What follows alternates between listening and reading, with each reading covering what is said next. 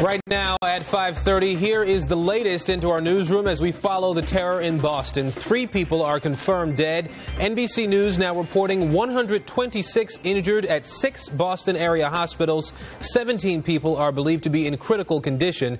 At least 2 unexploded bombs were also found near the blast site, but they were disarmed. So far, no person or group has claimed responsibility for the attack. And just into our newsroom, the first picture of who may be the youngest victim of yesterday's attack. This is 8-year-old Martin Richard. Our sister station in Boston reports Martin was watching his father finish the race when he was killed in the blast.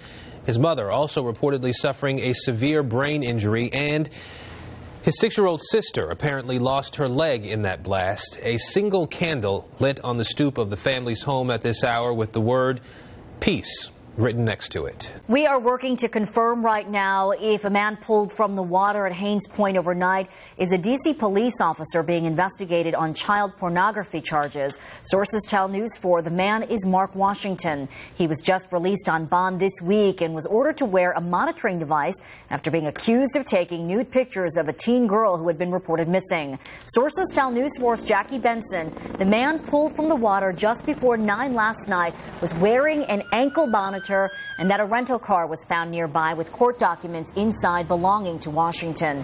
D.C. Police Chief Kathy Lanier did show up at the scene. Police had to perform CPR on the man after he was pulled from the water. He is now in serious condition. 16 before the hour, we are now in the midst of the first government shutdown in nearly 2 decades. Here's how we got to this point. House Republicans sent 3 resolutions to the Senate yesterday, 2 of which have already been rejected. Senate Democrats promising to reject the 3rd this morning. The latest proposal passed in the House just after 1 a.m., and it still includes a 1-year delay of the individual mandate of the health care law. Ironically, part of that law, which prompted this fight, still goes into effect today. President Obama also sent a video message to the troops last night promising they would continue to be paid. We're now 5 hours into the first government shutdown in nearly 20 years. Soon lawmakers will return right there to Capitol Hill to try once again to agree to a funding deal. But the outlook is not good. News 4's Melissa Millay is near the National Mall, where we expect to see barricades go up around the memorials this morning. Melissa? Right now, the government preparing to open for the first time in more than 2 weeks this morning, and we're breaking down the bill that got us here. The 11th hour agreement was signed into law early this morning by President Obama. It funds the government through January 15th and raises the debt ceiling through at least February 7th. It also calls for negotiations on a long-term budget plan, and it guarantees back pay for more than 2 million federal workers. So we wanted to know exactly how our local lawmakers voted on the bill, and here's what we found. The 4 senators from Maryland and Virginia voted to pass the bill. All of them are Democrats. You see them on the screen. The Senate approved the deal by a wide margin of 81 to 18. The picture was a little bit different, though, in the House, where every Democrat and 87 Republicans were needed to pass that measure, and many of our local representatives were a part of that group. All 7 of Maryland's Democratic representatives in the House, they all voted yes. Andy Harris, a Republican from the Eastern Shore, was the only no vote from Maryland, and 4 of the 5 Virginia representatives from our area voted to agree on that deal.